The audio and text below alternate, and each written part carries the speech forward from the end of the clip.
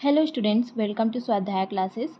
आज हम बाल विकास एवं शिक्षा शास्त्र के कुछ प्रश्न करने वाले हैं जो परीक्षा की दृष्टि से महत्वपूर्ण हो सकते हैं टीचर वैकेंसीज के लिए, टेट और सीटेट, इन सब के लिए। ठीक है, तो हमारा पहला क्वेश्चन है, वैलेंटाइन ने सीखने का आदर्श काल किस अवस्था को माना है? ए शैशवावस्था, बी बाल्यावस्था, सी किशोरावस्था, डी प्रौढ़ावस्था। तो इसका आंसर आएगा ए शैशवावस्था। क्यों?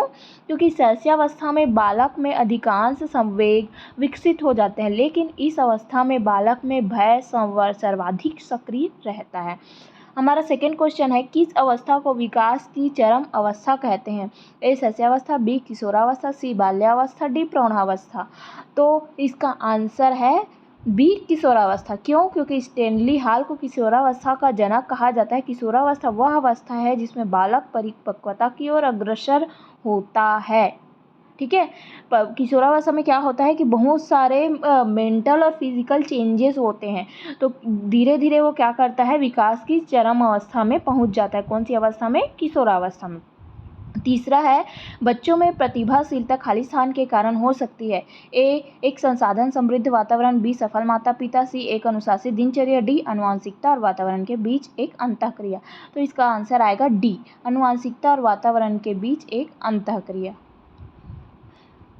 अब है चौथा, खाली स्थान के कारण प्रतिभाशीलता होती है। ए आनुवंशिक रचना, बी वातावरणीय अभिप्रेरणा, सी ए और बी का संयोजन, डी मनोसामाजिक कारकों।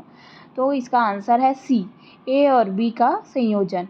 पांचवा क्वेश्चन है, आनुवंशिकता और पर्यावरण की भूमिका के बारे में निम्नलिखित में से कौन सा कथन सत्य है?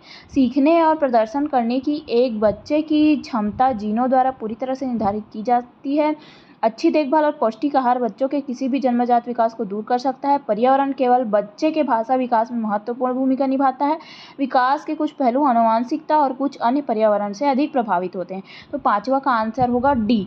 देखो, पहला ऑप्शन क्या कहता है कि पूरी तरह से जीनों पर निर्धारित नहीं होता। ठीक है, बच्चे क्या होते हैं, जीन मतलब आनुवंशिकता से भी और पर्यावरण दोनों की अंतःक्रिया से सीखते हैं। ठीक है, तो इसका आंसर आएगा डी। छठवा है, शारीरिक और मानसिक स्थिरता बालक की सबसे महत्वपूर्ण विशेषता है। यह परिभाषा किसकी है? तो इसका आंसर है बी, रॉस की परिभाषा है ये।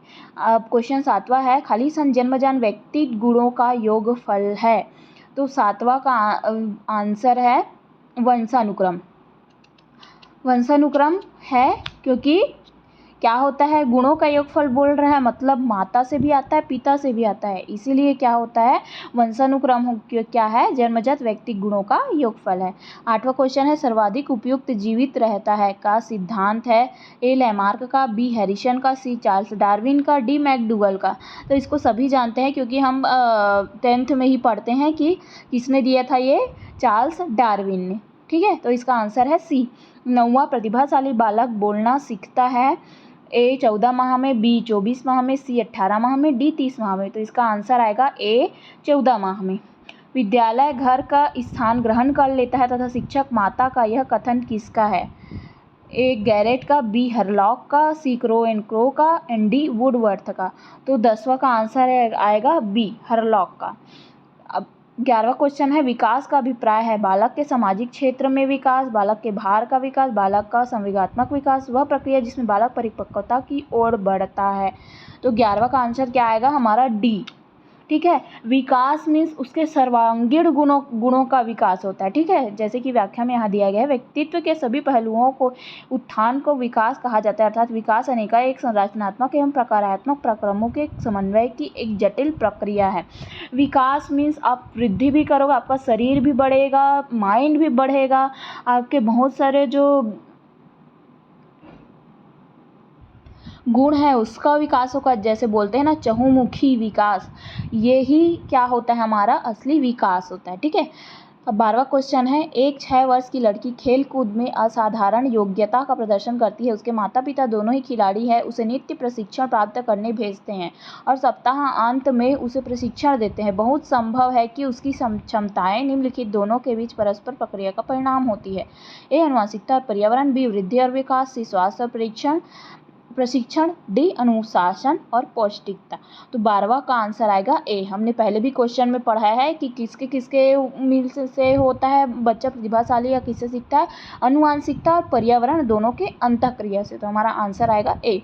13वां क्वेश्चन है, किसी वैज्ञानिक ने बालक के प्राकृतिक विकास पर बल दिया है। किस वैज्ञानिक ने बालक के प्राकृतिक विकास पर बल दिया है? तो ए बर्क, बी मॉन्टेसरी, सी रास और डी वैलेंटाइन। तो इसका आंसर आएगा बी मॉन्टेसरी। मॉन्टेसरी विधि, जिसको साहचर्य विधि बोलते हैं, का प्रतिपादन शिक्षा शास्त्री डॉक्टर मारिया मॉन्टेसरी, जो इटली की रहने वाली है, ने 20वीं शताब्दी में किया। यह विधि रूसो के प्राकृतिकवादी सिद्धांत पर आधारित है। मतलब प्राकृतिकवादी सिद्धांत मतलब जो प्रकृति से बच्चे प्राकृतिक रूप से सीखते हैं, अपने आसपास के वातावरण से सीखते हैं। आज के लिए इतना ही। ऐसे ही और वीडियोस के लिए आप स्वाध्याय क्लासेस से जुड़ सकते हैं और चैनल पे जाके वीडियो देख सकते हैं। धन्यवाद।